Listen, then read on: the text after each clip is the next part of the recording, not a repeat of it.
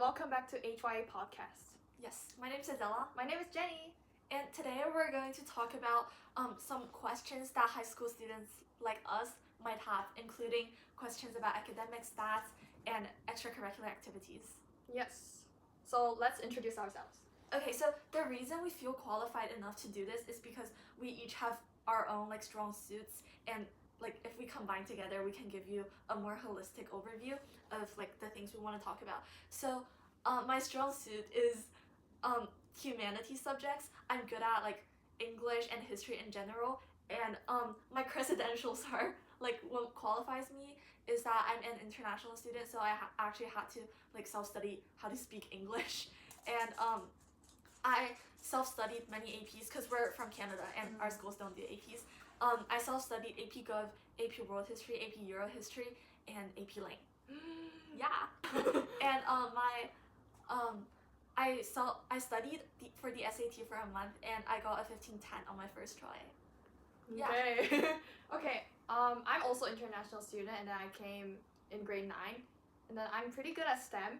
Yeah. And then I took all the STEM courses in my school. Yeah. I took chemistry and physics, bio, and pre-cal 12 this semester, and then chem I got 99, and then physics 100, and then pre-cal 12 99, and bio 99. Yes. Yes. And then I also took APs, STEM APs, including AP Psych, AP Calculus, AP Bio, and AP Chem. And Yes. yeah. And we had to self-study because our schools don't do those. Okay. Yeah. So let's run through in what order we want to do it. So GPA. GPA first. And we have found some questions on Reddit that people are having difficulties with, and we'll run one by one, and we'll put the Reddit post here in the video. Yep. Okay, so the first question we got was that a lot of people have trouble studying chemistry. Oh, chemistry. Yeah. Yeah. This student just asked for some methods and tips. Okay, so I think the most different thing with bio and chem is bio is more conceptual, and then you don't have to really calculate stuff or but chemistry is more combined with math, I think. Right? Yeah, it's more of a technical Yeah, process. And then in my personal opinion, I think bio is more fun, right? I agree, although I don't like that equally. Yeah. I don't think reading class notes is that important for chemistry. Yeah.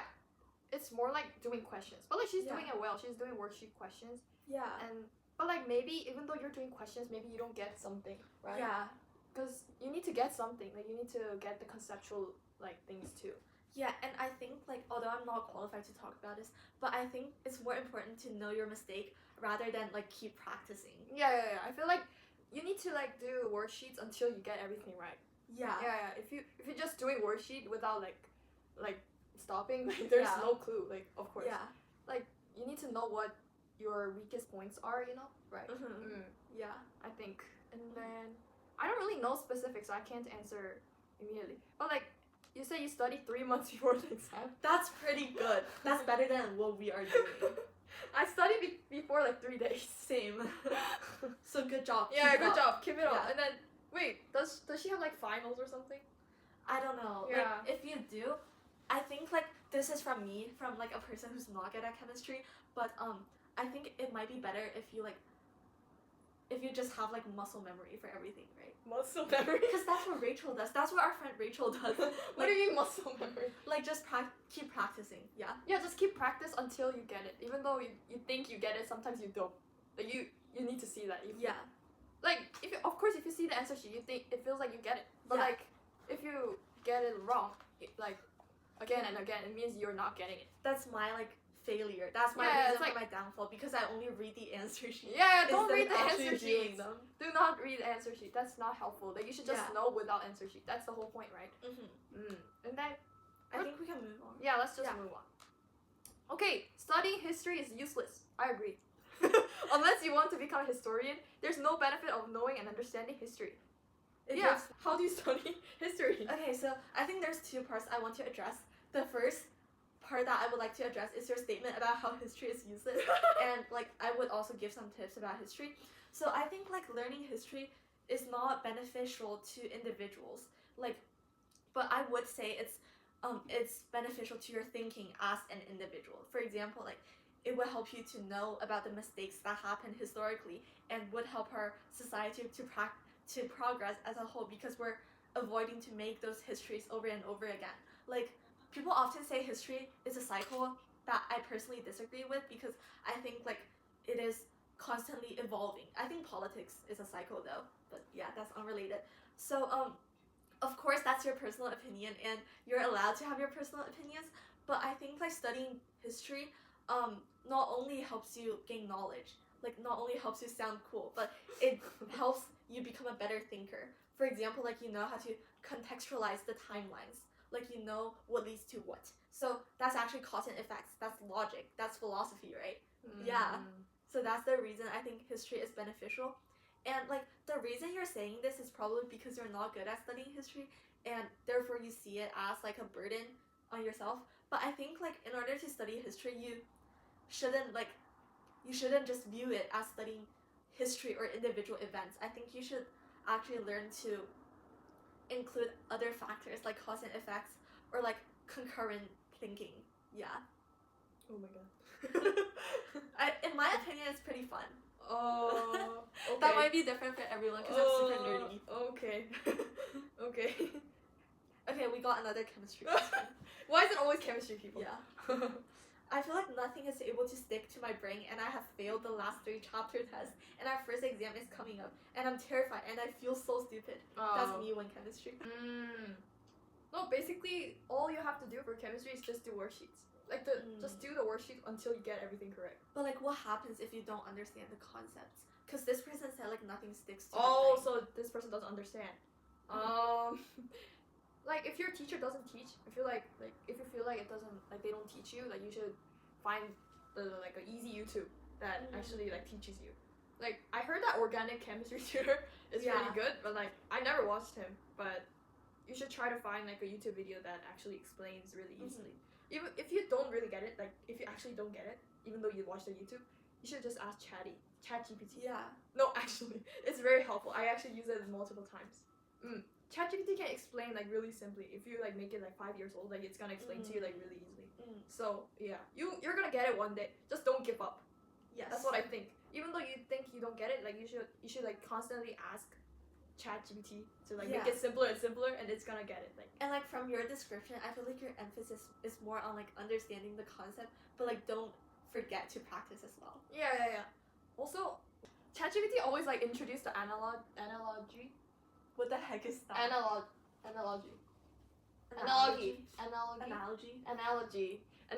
Yeah. And then that one like really helps. Like, for example, oxidation is losing electrons, right? And then ChatGPT told me to like memorize it as oil. So oxidation is losing electrons. Yeah, and you can actually customize your ChatGPT to like talk however you like. Okay, so I'm not a proponent for ChatGPT, but I use it to study chemistry. It gives me like history references. Like the electrons are like soldiers holding hands during the blah blah revolution. Yeah, like those analogy helps really a lot. Yeah. That's what I think. And also like mnemonics. What is that called? Mnemonics? Yeah, mnemonics. Yeah, sorry. Yeah. The next question is on AP Lang. Oh my gosh, it's for her. Okay, so my Lang teacher barely taught us last semester and at my school, and I checked AP Classroom, and I have no option to practice MCQs. Okay, so I feel like for AP Lang, there actually isn't a lot of things to learn. It's just on your personal like accumulation of knowledge and your writing skills. I would say since you have your exam in 1 month, this is not for you, but for people who would like to take AP Lang next year or next year, read more books. Read more books. Okay, so like an analogy that I'm gonna provide as a writer, because I love writing, is that if you don't eat, you don't poop. Like if you don't read, you don't produce. So like you need to read in order to write, and by reading you actually learn how to write well. For the MCQs, I'm not super worried about you because according to my own experience and my friends' experience, AP Lang MCQs are getting easier, and they're getting pretty similar to SAT questions. So just read the articles carefully, just read the stories carefully, and there's always like 2 answer choices. one correct answers and one fake correct answers. So just like focusing on narrowing down your choices and focusing on the difference. And your answer will always be in the text. So just read the text over and over again and put your emphasis on writing the essays instead of the MCQs. I'm not super worried about you. From your Reddit post, I can tell that you're like, you have decent grammar and like, so I'm not super worried. You're gonna do great. How do you get better in writing? That's me too. Okay. Hi, I'm aspiring author and game developer. Okay. Game developer. So cool. Yeah, I would really like to get my OC world out in the world to be known. But with the rise of AI and seeing a lot of people complaining about bad writing in almost every book that I read that felt decent to me, I fear my judgment is severely lacking. I'm second guessing my writing skills, and even my very own teacher told me that my ideas are too sporadic and jumbled up. I get that. I've already considered writing everyday and prompts and making small scenarios, but what do people look for when they read? The vibe, vocabulary, I have no clue. So any advice and help would mean a lot to me. Okay, so I think while you read, I think it's more important to focus on the vibes, because that's what I do. Like, you're doing a good job by like forcing you to focus on a small prompt every day. But in my personal opinion, again, this is just my personal opinion, don't write until you get the inspiration to do so. It's better to write one coherent narrative every month rather than nonsense every day. I'm not saying that you're writing nonsense, but like still. I think like write when you have inspiration and read more often. If you read more, not only can you be exposed to new ideas that might inspire you, but you also like trust your subconsciousness. Trust your brain. It's doing more than you think. Wait, I have a question. Yes. What reading do you recommend? Okay, so again, everyone has their different like styles of reading. My favorite book types is that I really like philosophy, and I read novels pretty often. I read fan fictions. I think that's a great way to improve your writing. But for philosophy books, they can actually inspire you a lot. So I recommend Jacques Derrida. I don't know if that's how you read his name, like Jacques Derrida. I can like put his spelling up there. And also Sparge Zarathustra by Nietzsche and Albert Camus. Okay. That's what my philosophy aligns me with. But like, what if that person hates reading? What do you recommend by starting reading? Okay, I recommend reading fan fiction if you hate reading. It's gonna make you love reading. Okay, Yeah. I hate reading, so I'll start with fan fiction. Yes. And like just easier books in general. Okay. That's good. Okay, how can I study science? Okay, science again. It's like whenever I try to open a science book, my brain automatically freezes. Okay, freezing. It means you don't get it, right? Like, what does it means like you're reading with your eyes, but not your brain. I think. Yeah. That is usually because they think science is not fun, right? I agree. Yeah, that's what happens when they think it's not fun. But like science, there's not much reading, right? So maybe just force yourself. Yeah, that's true. And then there's not much reading, so yeah, it's better than like history to like like you don't have to like read really specifically to know the concept. You just have to once again use AI if you can't, you know. But don't like use AI every day. Yeah. But like you should try to understand what happens exactly. Like that's more important than just like reading everything. It doesn't. You don't have to be really specific. Instead, like you're doing chemistry and you should check for sig figs or whatever. Yeah. Like you don't have to be really specific.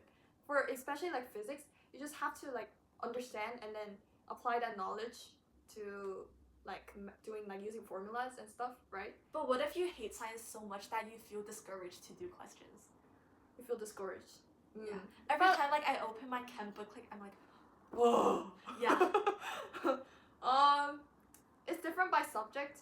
For bio, like think of like cell as like a little community that is like kind of fun. Like a factory.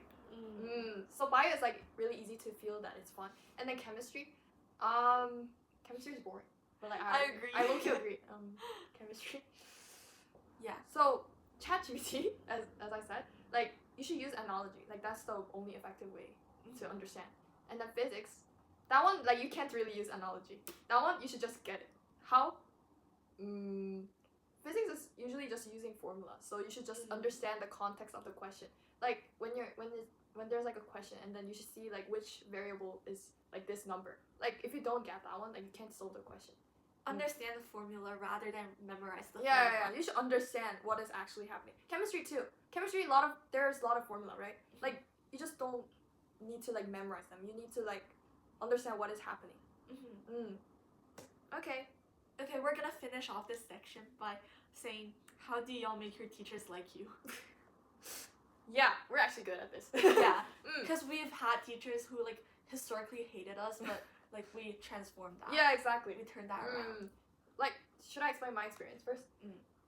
There was like a teacher, English teacher in my school that actually is really, really bad, and his personality is not that good. That's like all the students say.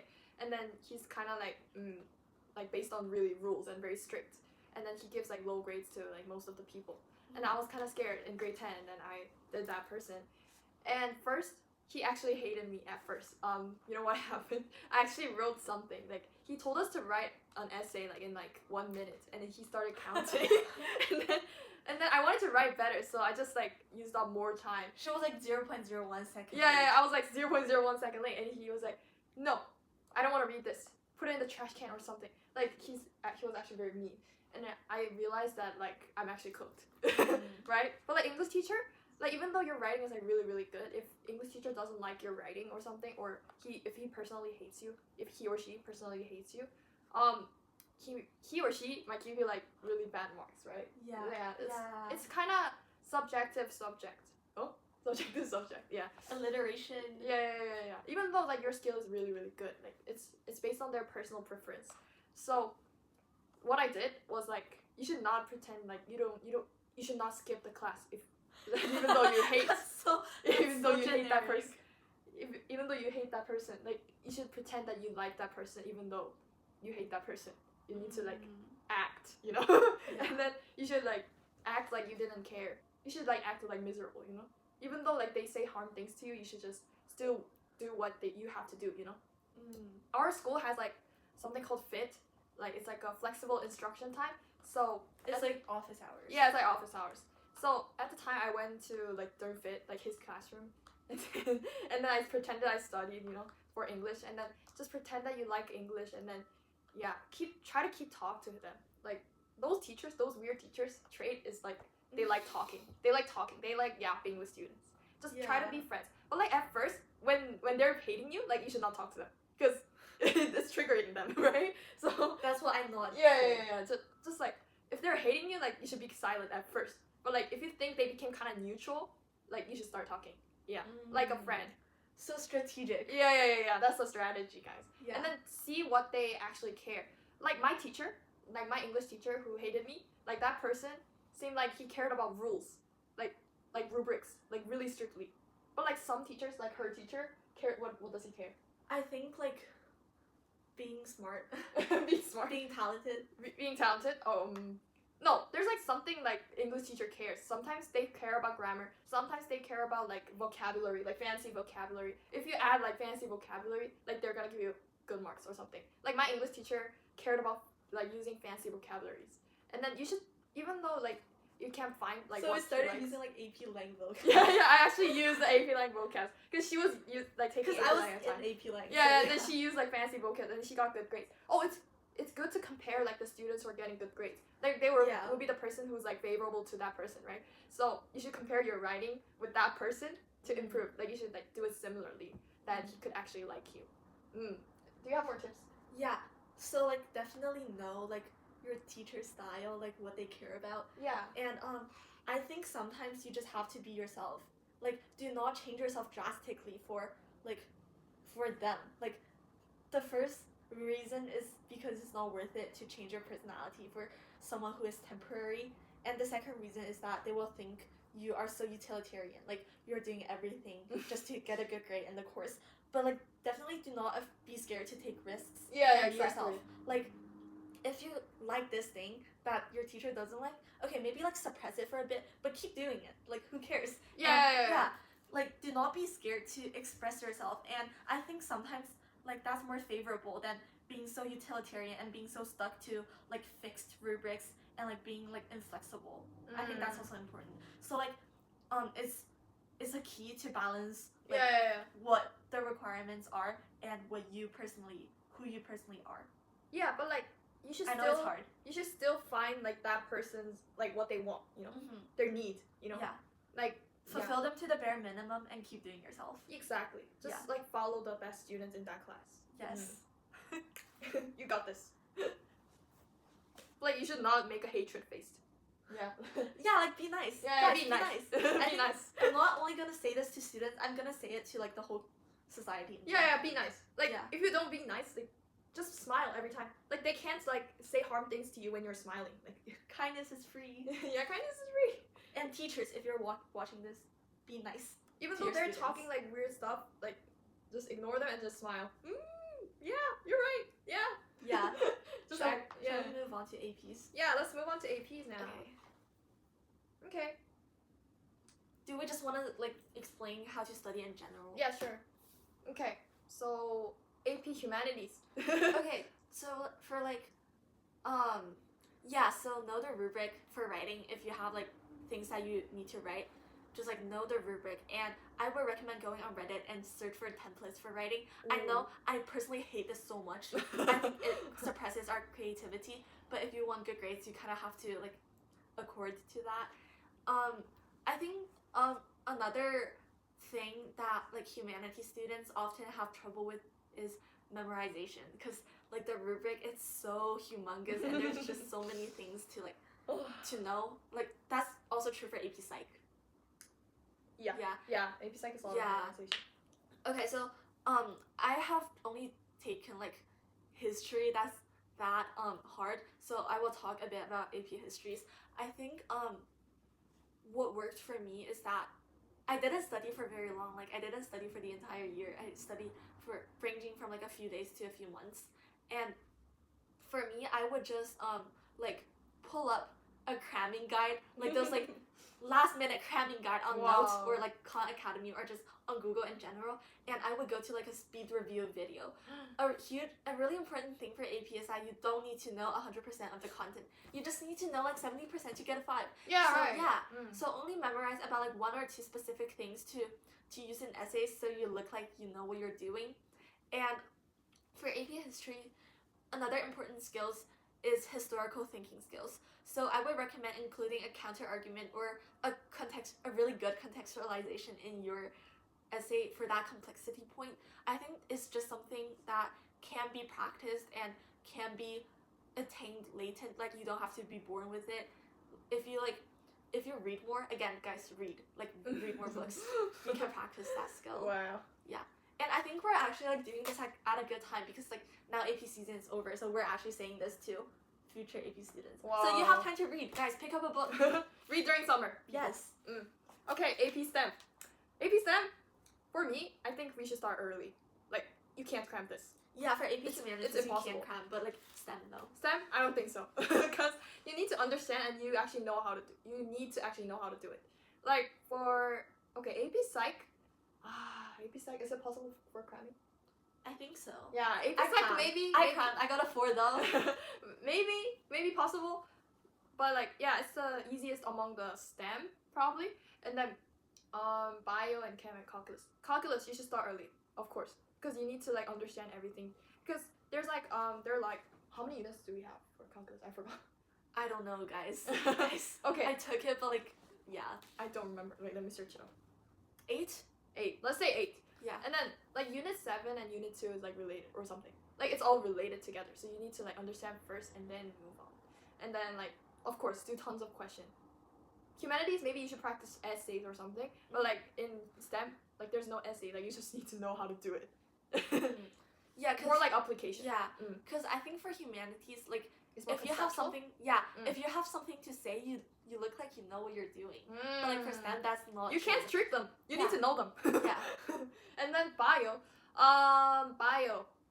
Of course you need to know everything conceptually, but like not everything. You don't need to memorize everything. Like there's like twice more than psychology. I think so. Yeah, that's what I think. But like you don't have to memorize everything, but like you need to know what's happening. And then for FRQs, I think FRQs are really hard for bio, because you need to like apply those like bio knowledge to solve the problem. Like like always like there's some problem in the body, and then we have to find out what's happening in here, and then codons. Oh my gosh, I remember codons, and then osmosis. Yeah, and then just try a lot of questions, and then start early. And then for chemistry too. Chemistry, you need to understand the formula. Chemistry is basically math. AP Chem is just basically a math, but like you need to understand the formula. Like what variable, like what does this variable represent? Like something like that. And then, what else? I think a huge thing about AP is memorization. Yeah, a lot of memorization. Chemistry, you need to memorize electronegativity. Not the whole value, but like you should know which one is like really electronegative and which one is like less electronegative. Yeah. Then you can determine polar, non-polar, or whatever. And then you need to know all those groups. Yeah. Oh my gosh, functional groups. I hate that. Functional groups. And then, because I recently took it, I can explain chem more. And then, oh, for FRQ, I feel like there's like certain question type. So like if you look at past exam questions for FRQ, like it's in the website. Like it's an actual real question. And there's like a certain amount of question type because they low-key reuse it, right? Yeah. They just kind of reuse it. So if you practice like certain question types, I think it will be fine. That's what I think. They're just asking the same concepts over and over again. Yeah. But like the problem is the question's level, like difficulty level. But like the type of question is the same. That's what I think. And I think like a tip for memorization, not for like specifically humanities, but like for all AP subjects in general, is that you have to actively recall. Like you can't just read your notes over and over again because that's passive, right? A thing that I do for humanities subjects is that I ask my mom or like people around me to randomly ask me about like a certain time period or a certain essay prompt, and I write an essay about it because that forces you to like think actively, like to recall, and that's how like knowledge get consolidated in your mind. You know what I do?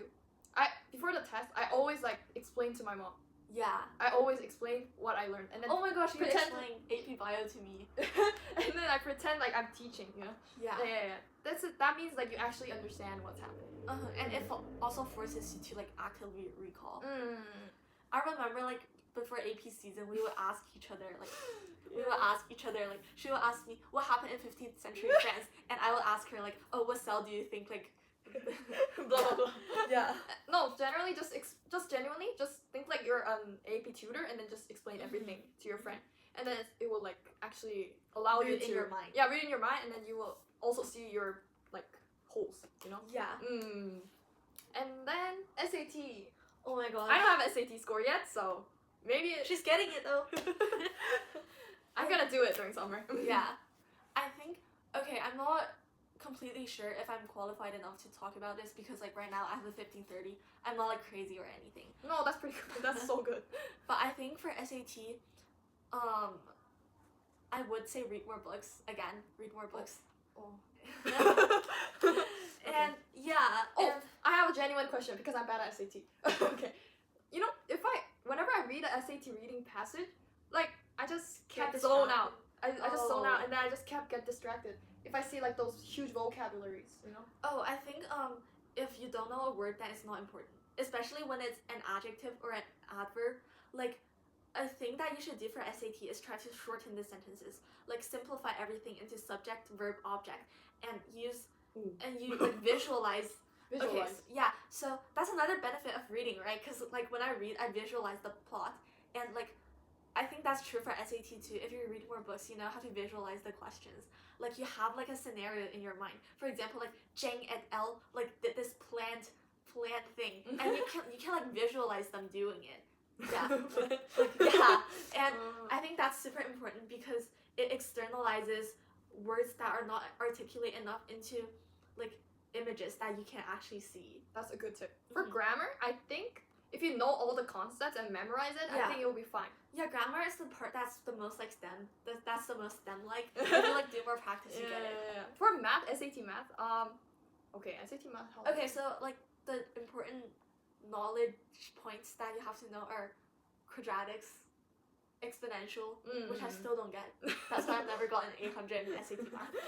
And no, there's always like the hardest question in SAT. Like it's usually the last question, right? Yeah. And then that one you should get it to 800, but like I never got 800, so Yeah. I got 780. We're not qualified yet. We're like 780. Yeah. So I don't know how to get that, but like if you know all the concepts, like what you learned in school till like grade 10 or grade 11, Yeah. I think it's possible to Yeah. get 800 if you're really smart. And like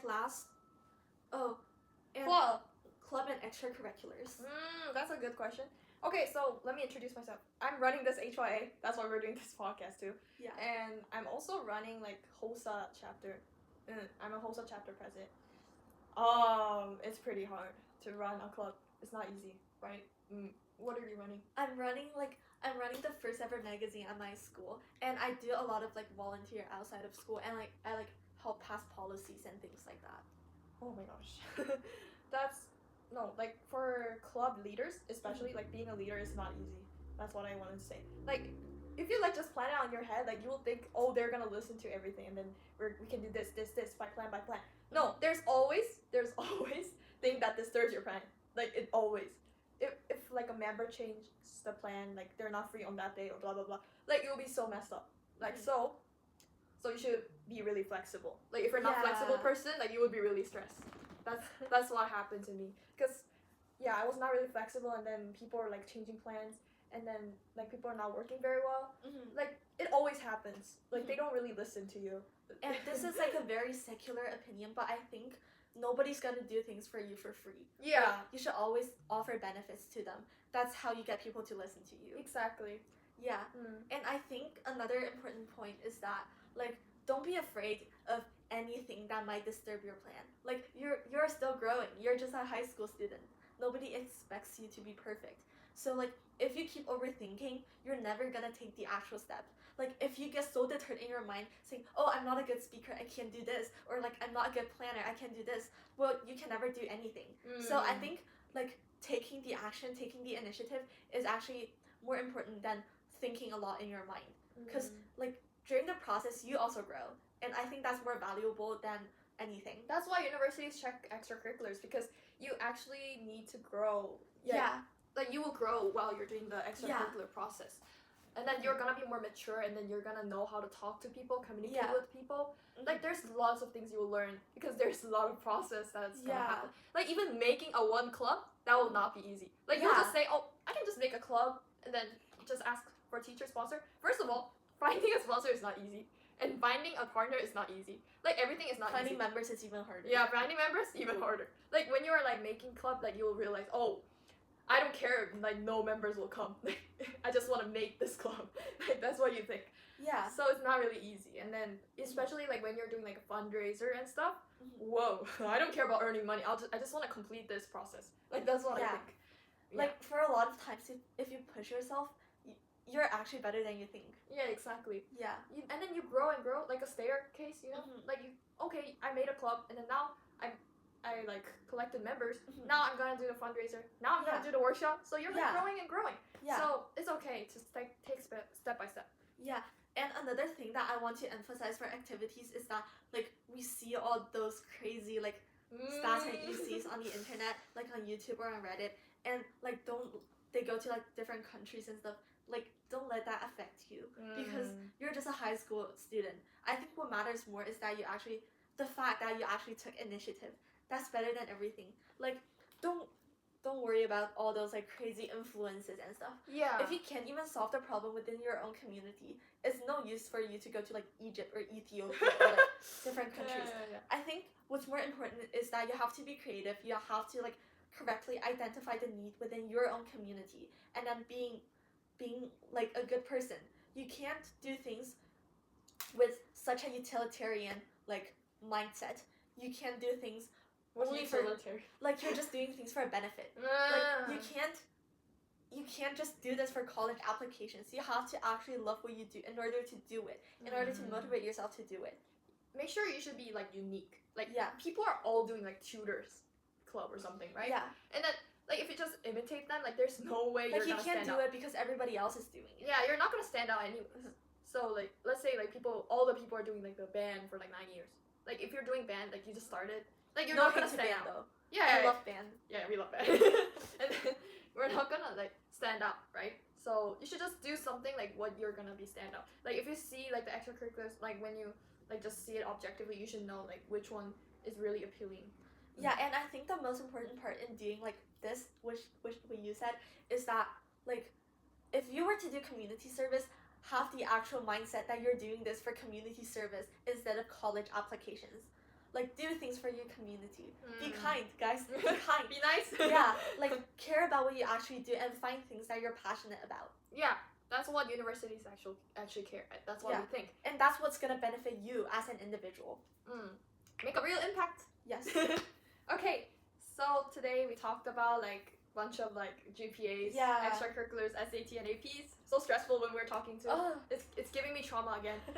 But like the most important thing is like care about your mental health.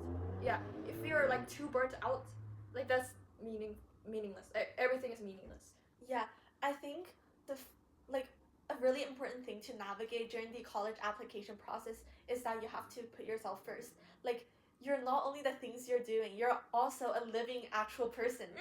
Yeah. Don't push yourself too hard. Like, I know this sounds so cliche, like you're more than your grade, but you're actually more than your grades.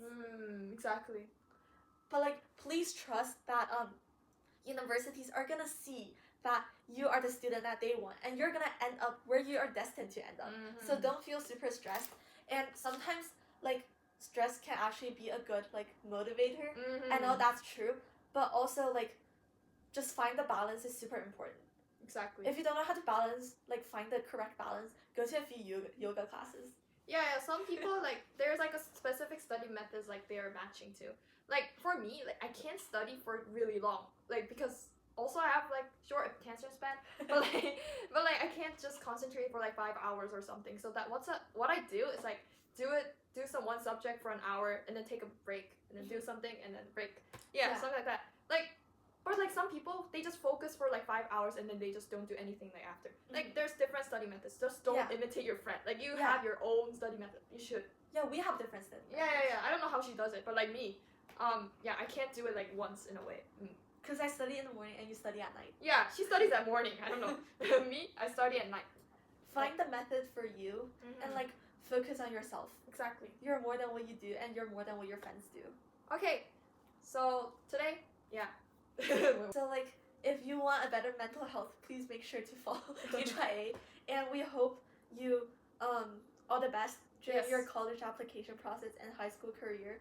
If you have any questions or concerns, please feel free to like leave a comment or DM us. DM us in @HilioArt_HYA. Thank you for listening today. Thank you so much. We love you.